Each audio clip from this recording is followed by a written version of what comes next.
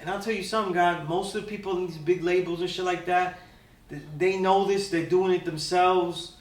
They're not really concerned about the way people will take their music negatively or positively, as long as it trends immediately and shit like that. And but make a fast buck. they're not really caring. It's not really a big deal. And a lot of people, they're not what you think.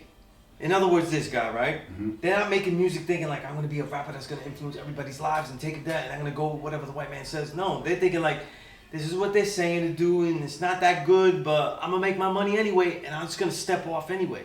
Like when I'm 30, if I even 30, I ain't never going to be rapping at 30, so I'm just going to step off and go, ride off in the sunset.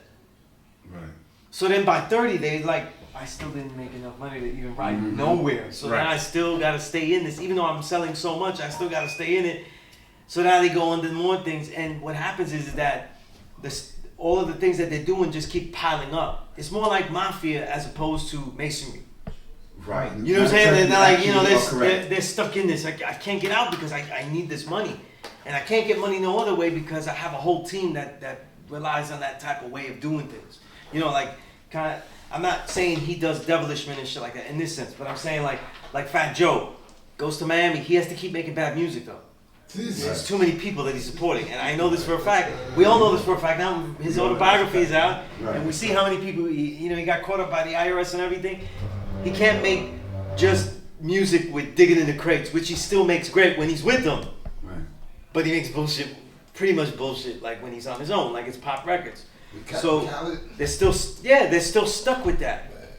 You know what I'm saying? They're still stuck with that, and it's not like Khaled is doing things so now they do things and becomes family because I made these bullshit records with Khaled, but we fed ourselves. Right. And then I can't say like I'm not gonna leave Khaled alone and shit like that because he helped me eat. I know it's not great music, but he helped me eat though, so I got love for him. You know what I'm saying? It's a weird thing, just like mafia though. I killed people's brain cells with this, but gotta keep it.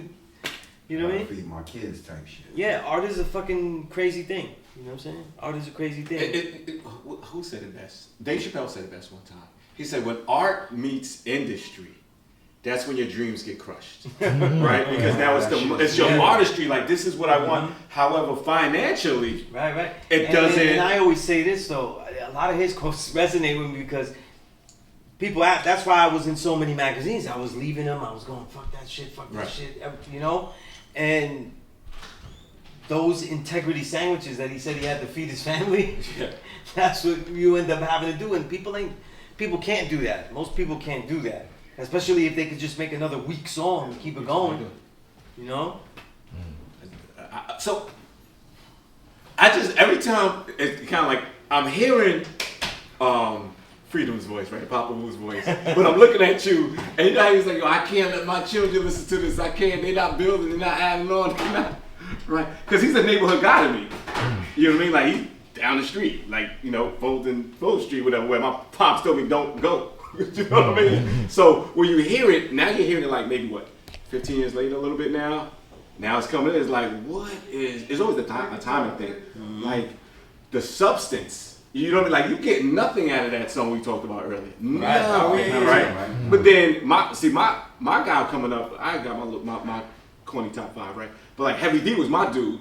Big guy, could sing, could dance, and then you like, Heavy just dropped it, and then he'll dance. That's why I always mess with Sunas. Like, Sunas, can you dance? I wonder, right? At what time is it a verse that you just go like bust a dance to on some? I don't think I have one of those though. I don't. I don't got one of those. Like it's like always like a certain like a chorus or a line. It'll make you do a little something to it. Yeah. So it's I don't know. It's just, when you start looking at the artistry, it's like, how do I want my art, but then the money concept, like that's where the compromise comes in at. You know what I mean? So that's why, I guess you got your independence. I'm not a music industry guy, so I really don't know the layout, but I just see that's where the compromise comes in. You know what I mean? It's like, okay, I want to get paid. I gotta eat. So as this is what they want. I almost gotta make something. When you make something commercial, right? When you make something commercial that they wanted to, it's still I don't want to put there, but it's still something you made. And when people make it and then it actually works, even if it's lesser music, they feel like, wow, I did make something that resonated, and that still feeds the ego. You know what I'm saying? And that still took some skill because they had to figure out what people wanted and actually give it to them. And so that feels like they did something dope. Right. Even though like we're hearing it, like that's, you know, we're weak, you know what I'm saying? And not everybody could, it sounds crazy, right? But in all the years, I have to say that it's very, not everybody that makes quality music can actually make a more pop song. That's not in everybody's wheelhouse either. Well, look at Nas. You Nas know? is a prime example of that. Right, his Nas most is pop songs aren't really that catchy. Horrible. Yeah, they're not, But you can listen to them all Magic day. 2, Magic 2. Oh man. I didn't listen to all of it, man. I'm It's I'm big on Nas. I think he's meets a listen, GOAT candidate. you know I what? think he's, you know. Nas was a kid rapper to me when I came up, because when he came out at 14, I was like 11. You know what I'm saying? And you know, it was amazing that a young man was rapping like he's 40. You know what I mean?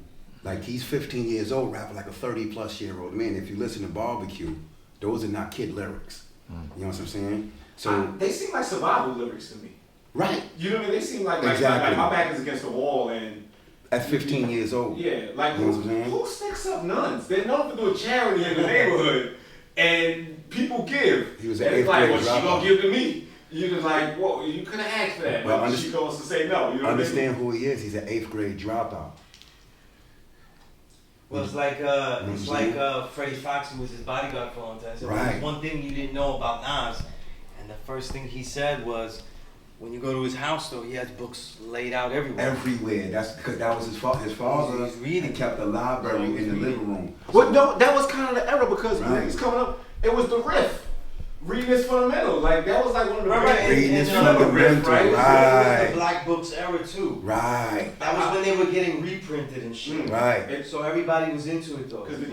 So what do you think about now that he's 40 plus 49. 49 going on 50, Right. Nah, trying to hang out with Hit Boy and do catch up. I think two things though. I think, Joe, just like the father, like you he always told us to stay with the youth, to be younger. So I understand Right. if he's with Hit Boy and shit. I get it like too. that, I right? get that. I also think this. I think after all the classic albums and records that he's given us, especially since the one right before King's Disease 3 was lyrically very heavy. That's a very So you long say album for these. Is he talking about King's Disease? King's 2? Disease 3 is a very long album for these days and times. I never heard it. It's about 50 to an hour, and it's filled with lyrics. So after that, I think it's fine that he experiments though. Even though he experimented with me, which I hate that artists think that see experimentation as trying more pop sounds. Right. You know, I like experimentation more the Killer Priest lane, where he becomes more of a folk MC. Okay. You know what I mean? Like weird shit on that lane, or like Al Divino, or you know, shit like that. Experimentation that way, but so I can't be mad about Nas, but that doesn't mean that I care for it like that. It's kind of disappointing to Oh, me. Magic 2 is the new one. Yeah, Yeah, Magic I don't hate Magic 2. I just would like to see experimentation of a different kind, not of a commercial kind, but of a different kind. If Mega did this.